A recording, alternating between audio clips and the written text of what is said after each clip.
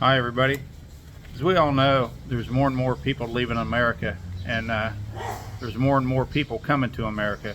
The people that are leaving America are natural-born American citizens that have worked all their life and they're having trouble making it. And the people that coming into America are the people that are immigrating to America and have nothing, and they're being supported by the government or the people that live in the United States and work. So this video is about why a lot of people are leaving America. Number one, the healthcare system in the USA is broken. It's a sad state when a country's people are scared to get sick for fear of either not being able to afford treatment or go broke trying. The truth is, healthcare in the U.S. is mediocre, costs too much, and is too reliant on money to really be able to care for people that it's supposed to serve. 46 million people, 1/5 of the American population, cannot afford necessary health care. Number two, mass shootings are out of control. Now, I fear for my children going to public schools or going anywhere. Anybody, any of my family going anywhere. There's a chance that a mass shooting could occur.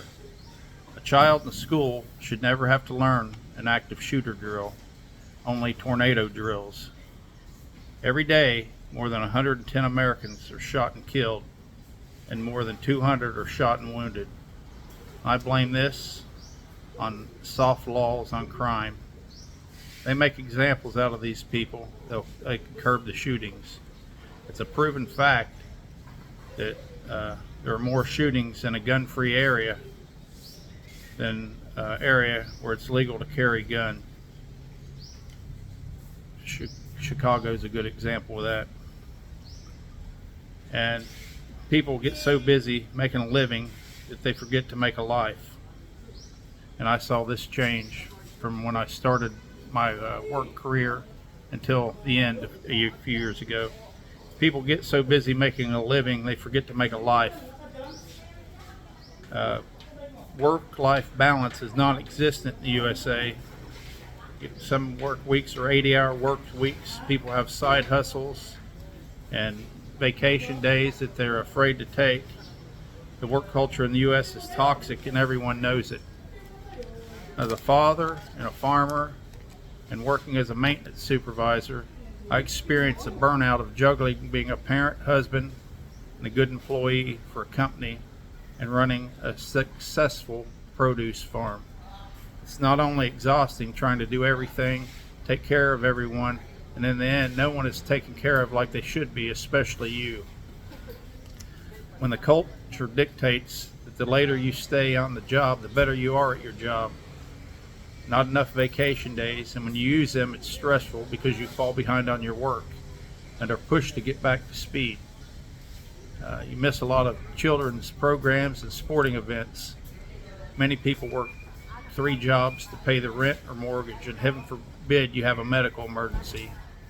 When you eat your lunch at your desk so you can continue to work on your so-called lunch break, or not getting a break at all because you have too much to do. Now, I do have something to mention. The last place I worked, it was a wonderful place. It's probably the best place I ever worked. Too bad I didn't, find that place earlier on in my career. None of this is normal outside the USA, and why should it be? People should be able to be good at their jobs and go home and spend quality time with their family. They should be able to take a vacation without worrying about falling behind and come back rested and restored, ready to give it your all again. They shouldn't have to work day and night to make sure their family has enough to eat or has the luxury of seeing a dentist. The U.S. tops the list in terms of yearly hours worked, falls significantly behind other countries when looking to improve work-life balance. I can remember being on a vacation with my family before. I had to have my work phone with me. Driving down an interstate, get a phone call, have to pull over, and I'm sitting by the side of the road for an hour with a camper behind me and my family in the truck so I can take a phone call and get things straightened out back at work when I was on vacation. That's a crock of crap. As a father and a farmer, and then the political and the social divide is toxic. And as a country bumpkin from Indiana, I don't see eye to eye with a lot of people that think much differently than me. During the early stages of the coronavirus pandemic and the social injustices highlighted by Black Lives Matter protests, what a joke, I learned just how divided the country was. You know, a full-blown riot called a protest, and the country is still divided. I'm glad I lived where I live. I couldn't handle a big city like Chicago or New York, for example. Too many opposite values. I'm all for educated debate and hearing and trying to understand someone else's beliefs and values, but all I saw was hatred of groups being targeted by anyone that went against these left-wing beliefs and the teachings of the Bible. I don't think the country will ever heal from that. It's evident of the political parties work together in what's right for America and its people instead of lining their pockets. I've lost a lot of hope for American politics. So much ugliness and too many people hurting and no answer. Just let more people in. Makes no sense to me. Then you have the student debt crisis. Rising cost of education make it near impossible for many families and or students to afford without taking student loans. According to Forbes magazine, more than half the students who graduate from a four-year college have student loan debt, and the average debt per borrower was up to $28,950. And with the average annual salary for a recent graduate with a bachelor's degree of $64,900. On average, it takes borrowers up to 20 years to pay off their loans. Children should be able to get an education, pursue their dreams, better their lives, and not be burdened with crippling debt for the next 20 years.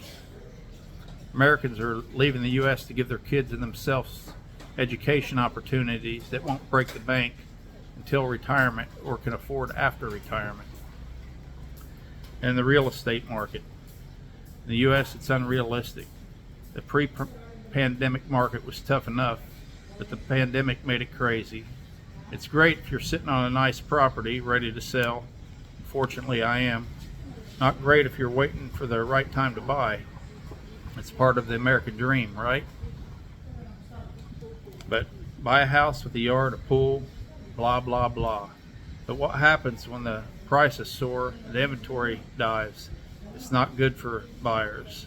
Since the pandemic, even after counting inflation, houses have shot up 68 to 100,000.